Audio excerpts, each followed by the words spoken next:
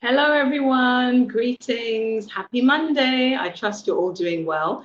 Welcome to Real Talk Reshaping Motherhood. I am your host, Asante-Armar, streaming live from Ghana. And you are with us here at Power to Our Mothers Foundation Africa and Speak Up and Empower Africa. So tune in for the show. We'll be back just shortly. Here is a message about our partner, Speak Up and Empower.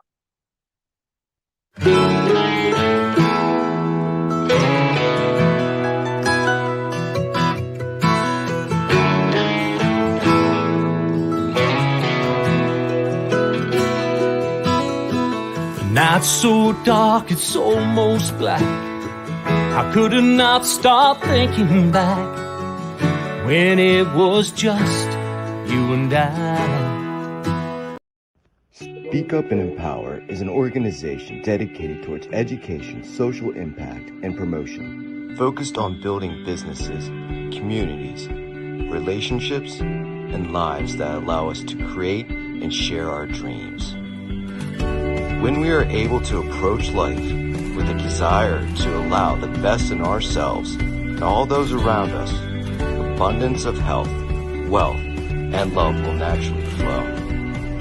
Speak Up and Empower provides community members with the tools that they need to create and share their dreams. Authors of all forms, blogs, articles, magazines, books, copyright, bloggers and publishers, and course providers, retailers, speakers, whatever way you connect with the world, we provide you with the tools that you need to be seen and heard.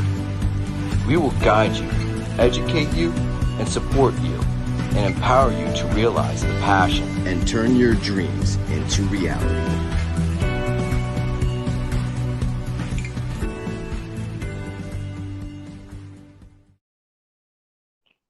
Hello, one and all, again, welcome to Real Talk Reshaping Motherhood here at Power to Our Mothers Foundation Africa, Power to Our Mothers Foundation Africa, and Speak Up and Empower Africa. I am delighted today to be joined by my guest, this lovely young sister from Malawi, Miss Janet Mencius Longwe.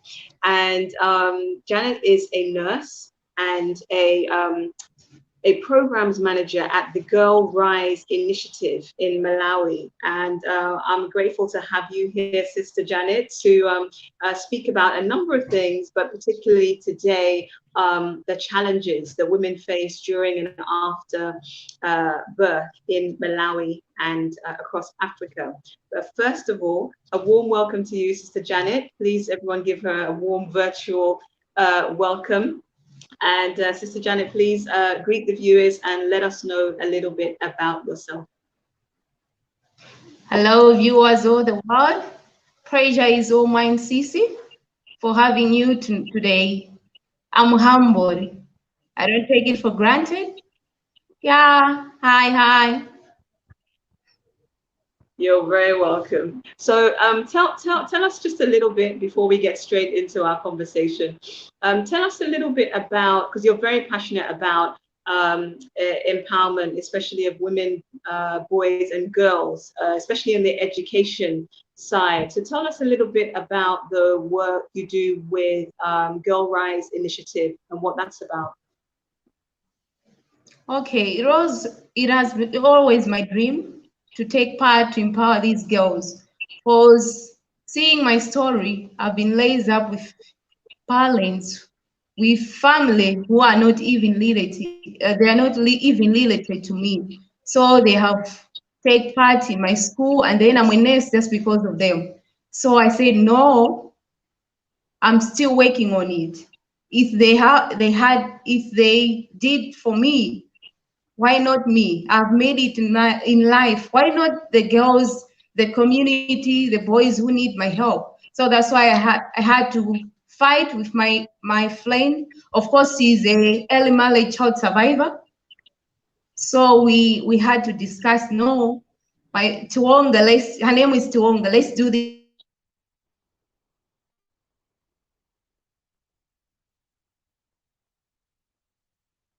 Sister Janet, can you hear us? there may be a connectivity issue. So we'll wait for that to right itself. In the meantime, thank you for those of you who are joining me. I can see there's some of you from different parts of the world. Please take a few seconds and let me know where in the world you are joining us from. Always great to know who we are connecting with across the world, what issues, what similarities, what differences we have. So please let me know where in the world you're joining from. And especially if this is your first time to Real Talk, Reshaping Motherhood, do take a minute to like, share, subscribe on whichever platform you are watching on. I would really appreciate that. So we're waiting, hopefully, to be rejoined by Sister Janet Mencius Longwe from Malawi, a registered nurse and programs manager at the Girl Rise Initiative. For her to tell us of her experiences with women, and welcome from Ghana, fellow Ghana, welcome from Nigeria. I think we have Kenya in the house as well, and maybe also Canada. So yes, waiting to hear about what the experiences are of the women in Malawi in terms of, and particularly any particular challenges they have during and after birth there. Perhaps there are similarities across Africa, maybe across the world. But let's keep our fingers crossed that we can get Sister Janet back. So in the meantime, if you are new to Real Talk Reshaping Motherhood, what is this program about? Real Talks are just live, real, informal conversations with people and their various expertises in their fields. So Real Talk Reshaping Motherhood is really a conversation with fellow mothers and mother figures. So women, they don't necessarily have to have given birth to children, to see how we can kind of rethink, reshape, challenge the way we think about motherhood, the way we do motherhood today, because the world is ever changing. And just because we've always done things a certain way, it doesn't mean that we necessarily have to continue to do them the same way. And in many a case, there comes a time where there's been so much change that we cannot justify doing things the same way. But essentially, we want to relook at that so that actually all women can be empowered in various areas. It's not just the birth mothers that carry out the mothering role. We have, if you like, community mothers, those who literally lead a community, like a queen mother or something, or that we have perhaps our stepmothers, our godmothers, different women in our lives that do play that motherly role, which is essential, because we know that unfortunately, relationships being relationships, not everybody has a good relationship with their mother. Not everybody's birth mother is still alive, and so we do need other women to step into those breaches in a way that only women can step into them. So I'm just going to give it another few minutes and see if Janet, I think she may have troubles meeting with us, so we may have to, she's got issues with connection, which is a shame, because I can't personally tell you of the challenges of women giving birth in Malawi, so we'll definitely have to have her come back. I can't remember the date, but I will refer you back to an episode of Real Talk Reshaping Motherhood, when my guest was Sister Sheila Chebet, Kenyan born, living in the UK, where we were talking about the support that is needed for new and seasoned mothers. And when we talk about seasoned mothers, we talk about basically birth mothers who have birthed more than one child. And we had a very interesting conversation about the fact that it's funny how when we refer to new mothers, we are referring to women who have given birth for the first time. But actually, when we think about it and we acknowledge that just like us as adults, us as humans, we are each unique individuals, and how no pregnancy is ever the same, arguably then, every time you give birth, you are a new mother. You are a new mother to that child, because that child is different from the child, any child or children you had before. And so actually the support is needed, whether you're having your child for the first time or second, third, fourth, fifth, sixth. I read of a story today or earlier last week in Mali, where a woman naturally gave birth to nonoplets, 9 babies, when she was only expecting 7. So yes, we are phenomenal. As women, we are phenomenal. But if you are still tuned in, please take the opportunity if you want to make any comment or ask any question. And yeah, even mention any challenge that maybe you have, sorry, not you have, that women face in your country where you are. If you'd even like to join me, let me know and I will drop the link and we can have an impromptu conversation. But in this day and age, it is very important for us to refashion, refocus, reshape, challenge motherhood, because a lot has changed. Unfortunately, the collective condition of women, and so therefore a lot of mothers is not how we would wish it to be. We know this because we only have to look at the fact that in either developing nations and developed nations alike, we still are protesting, seeking, demanding gender equity. We're still seeking to be recognized, acknowledged in the same way as men in this 21st century. So we definitely need to relook at what we can do in all areas of life. And the focus that I talk about here is what we can do differently as mothers.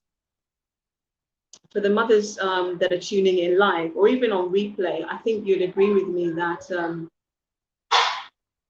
we are at the stage where it's not like we didn't know it before, but I can definitely speak for, say, Ghana, the UK, that we are at a stage where it's almost that the effectiveness, the efficiency of a mother is judged by or assessed according to how much she takes on, how much she suffers.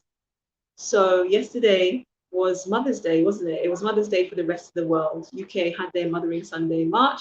The rest of their world does Mother's Day in May. And there's a very common song across Africa. I forget the actual origin, if it's Sierra Leone or somewhere, but the words, "Sweet mother, I never forget you, for the suffer where we suffer for me." And I've heard that song I've heard that song so many times, but it hit me that the question I asked myself is, so my mother, my sweet mother, I'm gonna, remember you for how much you suffered for me.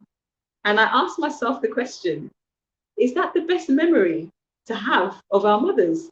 Is that the best way to acknowledge them? Why is it that maybe we're not thinking, as in the thing that we remember is like, we remember them for their undying love, for their caresses, for their food, for their smiles, for their laughter. It's like we remember them for how much they suffered for us. I have an issue with that. The issue is not the fact necessarily that they have suffered, but like I said, it ties into it's almost like a stereotype or this belief, erroneous belief that the more a woman, and we're talking about mothers, the more a mother sacrifices herself, the better a mother she is. And I'm so grateful we have Sister Janet back with us. Yes. I will continue my monologue another time. But welcome back, Sister Janet. Thank you. Well Sorry, done I to had person. network problems. Sorry. We understand. It's the struggle. It is the struggle on the continent. So without further ado, today I thank you for agreeing to be here. I really wanted us to talk about, or what we are going to talk about is, from your experience as a nurse, what kind of challenges you see women go through during birth, after birth in Malawi, and any other similar experiences that you can share with us. Okay, thank you, sister. Okay, there are so many challenges that mothers face, again, say in Malawi or in the whole Africa. So I'll start with challenges that they face during the birth. So most of the challenges, they depends on the culture the mother is in, the culture we are following in our communities. So I'll start with challenges that we face during birth. So one, we have delivery that is done by untrained personnel. And this happens more especially is in, mostly it happens in the village, whereby pregnant women are being told by these elderly that don't go to the hospital. Don't go to the hospital. You will be helped by one of the elderly who has experience. They say they have more experience than health workers. Of course, it's a funny thing, but it's also a challenge here in Malawi or in the whole Africa. And then we also have this challenge like long distance to access these services. More especially, I don't know, here in Malawi, we don't have much more, we don't have more clinics in our community. So these mothers, they find it hard to access these antenatal cares. So through that, because we all know that when the pregnant woman when a pregnant woman is usually undergone this antenatal visit, where he's been offered ferrous sulfate to prevent anemia. They also receive what we call fancied mosquito nets to prevent malaria. That can also have complications to these mothers. So when we say complications, can be like miscarriage due to malaria, and also these ferrous sulfate help a mother to prevent some complications during birth, like and the baby being born with the cleft lip open, or this palate. Yeah. So there are also some challenges. We're talking of lack of support from family members, or even the husband himself can also be a challenge. Lacking of love, support, basic needs from family members, can be from community and everyone else. It's also a challenge because they say, no, these family members, they don't care about me. They don't show love to me. So these women, they become stressed. So we all know that stress is not good for these women. Stress also can lead for someone to miscarry. Yeah.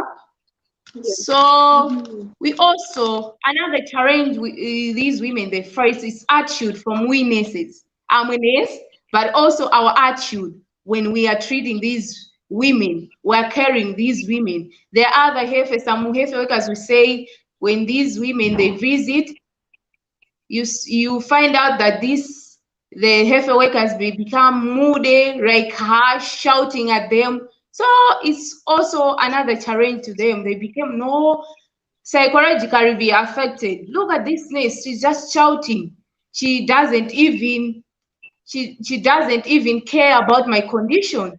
So this woman is psychologically affected, and also our unborn baby. Yeah, so this also is a challenge. Why is I'm just wondering why is it that you said the health, did you say the health workers are the ones shouting at these mothers? And if so, I'm asking why, what's behind that? Are they just rude? Is there why is it that they shout at these women? All right, sometimes it takes maybe the nurse, this wealthy worker, they had some issues with their husband. So when he comes to work, he's like, he's in the mood, she's in moody, like she doesn't work. She has just come to work just to be there. She's on duty, but she doesn't care. She's still thinking about what happened yesterday. So it also might affect this when rendering care. That's why they say nursing is being a health worker. It's a calling whereby you need to show love. You need to smile every time you face these patients, these clients. Yeah. So there are some other welfare workers, other women. They say, no, I was at the hospital. I found this nurse was harsh, shouting at me. She doesn't even care about my condition. So it's another challenge. That's why you say next visit, this woman doesn't come. Why? Because your reaction, your attitude as a nurse wasn't well. So it's another challenge that these women they face. So another thing is fear. Fear is another thing that it's another challenge, because these women, they don't know the outcome, what will be the outcome. So they have that fear. They are not psychologically prepared. What we're going to be? Am I going to give birth to a live child? Or I don't know. Because mostly in Malawi, it's not all women who undergone for scanning to know if the baby is still alive inside or is dead. So there is fear in these women. They don't know the outcome yet. Yeah, so it's another challenge. They don't know, maybe I'll give birth. No, maybe I'll give birth to a baby which will have some complications, like we're talking of cerebrospinal diseases, cleft lip, like I said, the opening of this one. Yeah, cleft lip, disability, any disability. They don't know the outcome. So fear is another challenge that these women they face. And is it normal or standard, I should say, to for all these women to go for the scanning, or only if they feel that something is you know, if they sense that something is wrong? Like, do they have their standard trimester scanning and then anything in between? Yeah, it's normal for everyone to go for scanning, because you see, it can happen that a mother is pregnant, she's carrying, said, no, I'm pregnant. Or what matters in her, say, no, I'm carrying a live baby.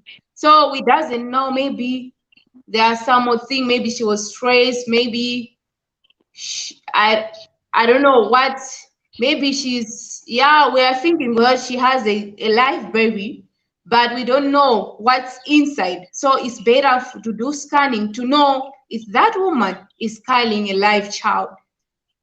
Because at the end, it will be sad for her knowing that all 6 months I've been carrying a dead child. It's sad anyway. So it's good to go for scanning. Of course, here in Malawi, every woman can't afford due to economic status. It depends with the economic status, the financial. Yeah. So every time they go for scanning, they have to pay, basically. Yeah, they have to pay. Yeah. No, that makes sense. Yeah, so for women who are not financially stable, they lack support, socioeconomic is not well, they can't go for scanning. So it's very hard for them to know if they're really carrying a live child. Yeah. So another thing is, yeah. No, go ahead. You had the last. I was going to ask you because already that's a lot of challenges. I think both maybe during. I don't know if you the during and the after, but to look at where do you start to look at some of the solutions to some of these challenges? So I think I should finish with the challenges they face after, and then I'll come back to solutions. What can we do as Africans, as Malawians? What can we do? So another challenge during is maternal power. You know, when these women, they are in labor pain, it's hard for these women to take a food to eat because they are in little pain. So during this labor process, they don't have power, maternal power to give birth. So this may hinder their outcome. Maybe failing to push the baby just because they don't have energy. So it's another challenge that we face. Yeah. Okay, thank you. So that was the last one. But I guess where do you start to address those kinds of challenges? Some of them seem much bigger. I mean, the fact that we all understand that, you know, having a scan to check the health of the baby is important. But then if you can't afford it, then what happens? You know. So it takes with us who have something, we have that mind. Like I myself, I know that these women, they are passing through a greater process. They are passing through a lot. So it takes us to help these women so that they can go for scanning, they have that support from us, can be economic, love, support, foods, so that we reduce these challenges. Okay. Is there anything else that you would, because the food, but the food, why is that an issue? Is that again because of those that can't afford, or is there another reason why they're not getting that food when they need? You say? Oh, I was asking that in terms of them not having the energy, the power to actually go through labor, I was asking, so what is the issue, or maybe the solution, in terms of ensuring that they do have enough nourishment, nutrition, the food that they need whilst they're going through the labor? I think we can, okay, in my suggestion as a nurse, there is some appetizer tablets that we can give these women so that despite their labor, but they can have that appetite. Because when someone is feeling pain, it's hard. You don't need food. You can agree with me. If you're having maybe pain, you have some wound pain or anything, having headache, it's a bit hard to have that appetite for someone to eat. So we have appetizer tablets that we can give to these women during this, so that at least they can have that appetite, and then they eat, so they have that power, that energy. And also we can give them. Go ahead. Sorry. Go ahead, my dear. Also, we have like liters for glucose that we can inject, so that we can give them like the power, the energy power. We have some liters glucose, for intravenous fluids that can help these women. Okay. And is that not an issue of cost as well, or that is something that you think can be done? I'm thinking of the women that can't afford it. Is that something that still could be given to them, or they would still need to be in a position to pay for those things? Or who can't afford? Yes. Of course, in the hospital, like in the private, I don't think they can afford in private, but in government hospital, they do supply for this kind of course, it's a bit at low classes that those foods, the foods they deliver, they offer, but at least they can have some earnings. Yeah, we're talking of sima with beans, sima with vegetable. So at least they can have such energy, power, so that the outcome during this can be good. Okay. Okay, well, it's good to have some insight. I'm not sure those that are watching to what extent that they can relate. I can definitely relate that yes, the fact that if you have any health issue, you have to pay for everything. It's not like in the UK where I've just recently come from, where they have a national health service that at least provides basic health services to everybody. So it definitely is something that I think that's of concern, and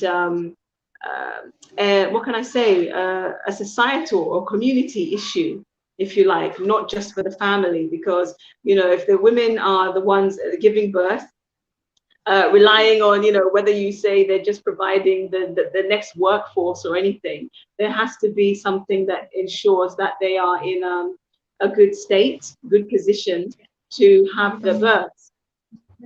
So, Sister Janet, before you go, do you have a parting message? Any final words that you'd like to say to the viewers on this issue, or generally, before we wrap up the show? Of course, I didn't focus on the challenges they faced after, and then I had some solutions, possible solutions.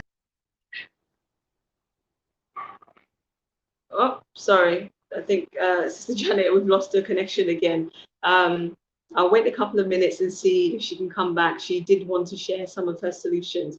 There did seem to be rather a lot of challenges, which unfortunately in this day and age is not uncommon.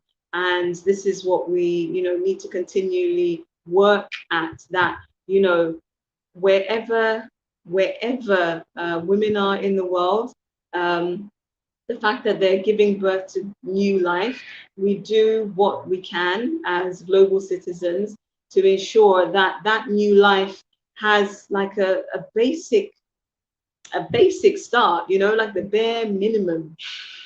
Maybe that's idealistic. I'm an optimist. So maybe you agree with me. You can let me know in the chat. But I'm not sure if Sister Janet can rejoin us. So let me take the opportunity to thank you all for watching us live. And if you're watching us on replay, #replay. Next week, we'll be back again, 5 p.m. GMT, 6 p.m. UK. That's 1 p.m. Eastern Standard Time. So thanks for joining me today. I'm Asante-Armar. Enjoy the rest of your day. See you next week.